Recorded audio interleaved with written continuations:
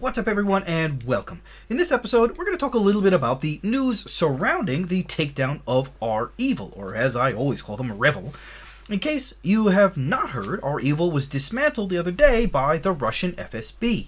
In the last year, I've done a number of episodes about the REvil gang, like when they hit the Colonial Pipeline, JBS Foods, the Kaseya ransomware hack, when they went offline, then came back online. I actually did an in-depth episode about the origins of the group. The link to that episode is above. It looks like their reign of terror over the world has now come to an end. Some of it played out on Russian TV. Regardless of why the Russians took them out, having one less group out there wreaking havoc is a great step forward. Let's see what else we can learn to protect ourselves and others from this story. Oh, drat these computers. They're so naughty and so complex. I could pinch them. So the story goes, at the request of the U.S. authorities, Russia's Federal Security Service, FSB, has swooped in to liquidate the REvil ransomware gang. The country's main security agency raided 25 locations in Leningrad, Lipetsk, Moscow, and St. Petersburg, seizing assets worth more than $5.6 million in various forms.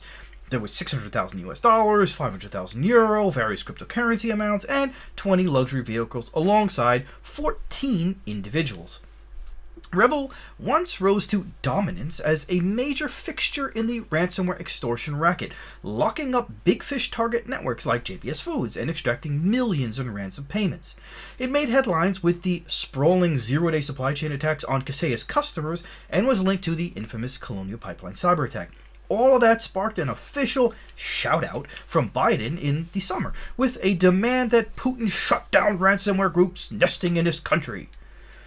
Chris Morgan, senior cyber threat intelligence analyst at Digital Shadows, noted that FSB's actions sparked some chatter on the cyber underground about REvil falling prey to political machinations, meaning the U.S. sanctions in relation to the developing situation on the Ukraine's borders. Chris Morgan went on to say that one user suggested that REvil members are just pawns in a big political game, while another user suggested that Russia made the arrests on purpose so that the United States would just chill. This action may be simply a tiny win in the much larger battle against ransomware, but REvil has become an important symbolic target in the fight, not least for its potential ties to Colonial Pipeline, and has been increasingly in government crosshairs worldwide. In October, a multi-country undercover effort led to REvil servers being temporarily taken offline. There's a lot of chatter going on around that it was really multiple countries, including the FBI and the US FBI, taking it offline, taking it over, and bringing it back online themselves with their own back doors so they could catch a lot of the affiliates.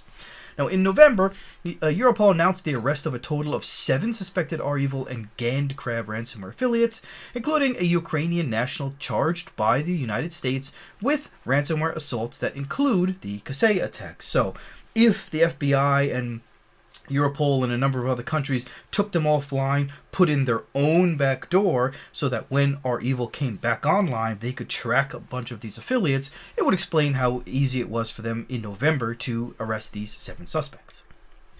Russia, for its part, may gain some kudos for this week's action, though researchers have long noted that the country has become a safe haven for ransomware masterminds who avoid attacking Russian targets in exchange. In Russia, they literally have no fear of being arrested. John DiMaggio, threat group researcher and chief security strategist at Analyst One, recently said, discussing the cyber underground's collective shrug at the November news that REvil affiliates were being busted.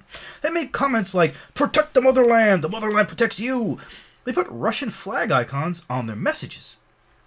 Russia acting on any cybercrime report, especially ransomware, is especially rare, John Bambanek, principal threat hunter at Netenrich, told ThreatPost. Unless it involves child exploitation or Chechens, cooperation with the FSB just doesn't happen. It is doubtful that this represents a major change in Russia's stance on criminal activity within their borders. It's just sort of like a token for them.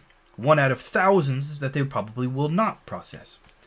It's possible that the FSB raided REvil knowing that the group were high on the priority list for the US, again, this sort of political win, while considering that their removal would have a small impact on the current ransomware landscape. So, what can we learn? Well, the US has, time and again, alleged Russia to be a safe haven for ransomware gangs. Taking down REvil removes, 14 people is what they caught? From probably tens of thousands situated in Russia? REvil being taken down by Russian security seems to be some bid to gain politically in some way, and maybe try to calm some of the tensions between the US and Russia. However, every single day, new threats are found either from new groups of hackers or from, say, splintered groups that may have broken off from a larger group. If you think that all the affiliates of REvil are just packing up and getting some job at like Starbucks, you're crazy. They have mouths to feed, and they'll find a way to do what they know best, being a hacker. They'll join some other group or use what they learned over the years from REvil to start their own group. So, take 30 seconds and take a victory lap, and when you're done, get back to work protecting your network. With that, I say thanks for watching. Don't forget to share and subscribe if you haven't already, and smash the bell if you haven't already, and I'll see you on the next episode. Take care. Don't forget to ride. Farewell.